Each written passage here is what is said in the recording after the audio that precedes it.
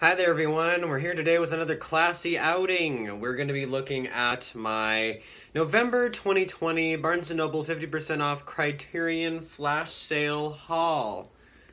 Try saying that 5 times fast. And so I'm going to cut all the preamble, we don't need it. We're going to go right into it. We're going to start with the Blu-rays that I got that are right here on top, and as always we're going to go in chronological order. So the first one I picked up here is Hacken.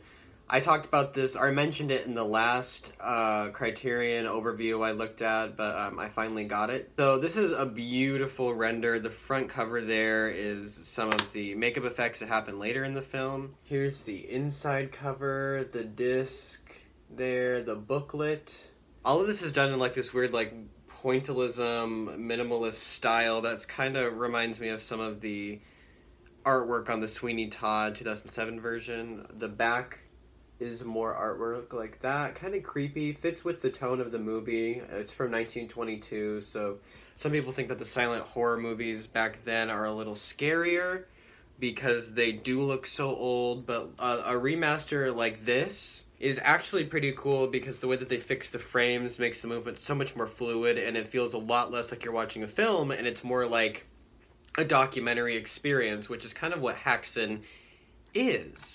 It's presented more like a documentary instead of like a straightforward narrative, with the actors acting out the more documentarian style scenes that would be so dry if it was just in narration. Alright, next up we have the Honeymoon Killers. This one is a little bit more of an obscure movie. I read the synopsis when I was going through the Criterion's website and I thought it looked interesting.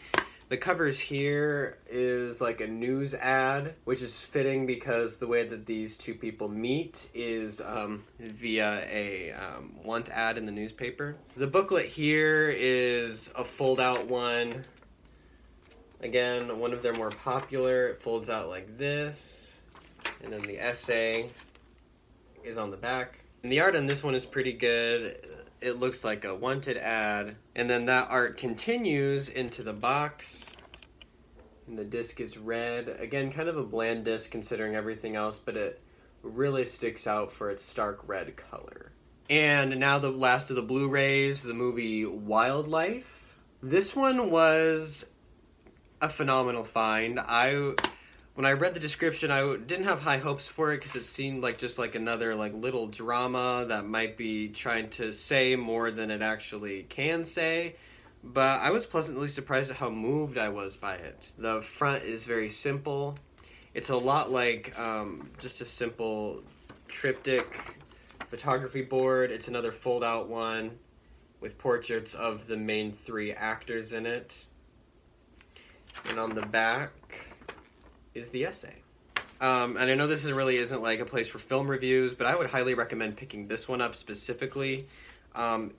Carey Mulligan gives a wonderful performance. Jake Gyllenhaal is right up there with her, and the kid that they have playing their son, who was in The Visit, and I think it was like a Christmas horror film called Better Watch Out, I think. He does a really good job. But no, the art on this one is kind of bland. It's all like that beige color, but like it really fits the tone of the picture. Alright, now we have our regular DVDs here. And first off, going again in chronological order, we have Charlie Chaplin's Modern Times. And the back and the front is like pretty standard stuff. The art there is pretty stylized in like a 1920s, 1930s Art Deco. The booklet again is another fold-out one with a bunch of gears and whatnot. This movie is a lot about the not the Industrial Revolution, but more so about factory working conditions at the time, and it's a satire of that. And the back is the essay. The discs are pretty cool. I'm gonna not have them quite straight, but they are gears with different colors, and the background is a stylized cityscape with factories and whatnot.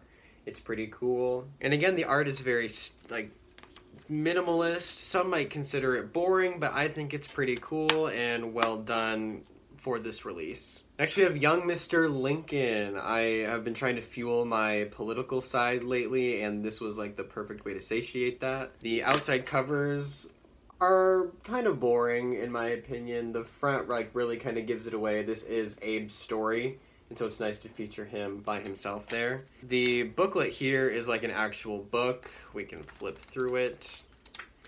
It features some of the nice cinematography on the front, and it has Henry Fonda there as Abe Lincoln. And here in about the middle, it just shows off some of the nice cinematography. What's interesting is that sometimes Criterion likes to go and re-release older releases and like fit them with a more updated art style. This one was released in the early 2000s and was more recently released again within the last couple of years. Alright, the discs here are of Henry Fonda as Abe Lincoln, and the background art is Abe doing one of his early speeches from the movie to a crowd of people, and that's what gets him nominated to legislature.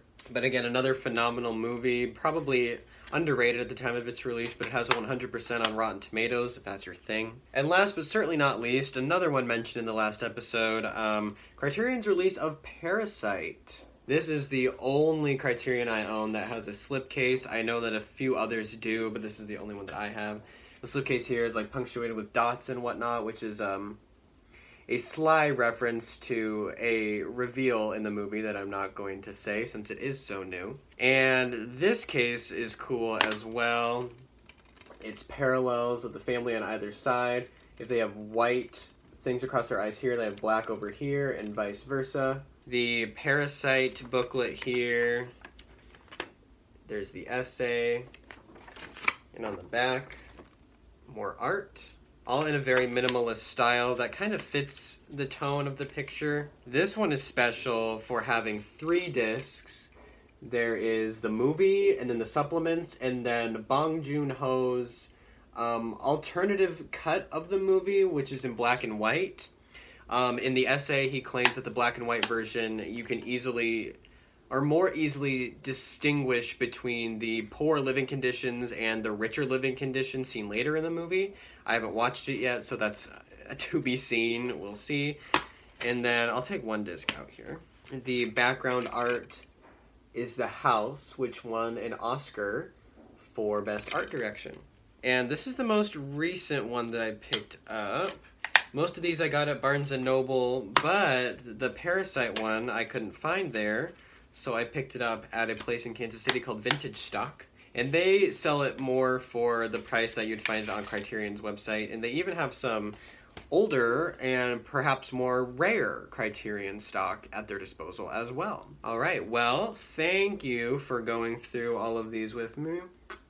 And I think I will be starting a little sub-series about all my Criterion releases. We're going to be going through all of them, maybe like 5 or 6 at a time. I have quite a few to go through.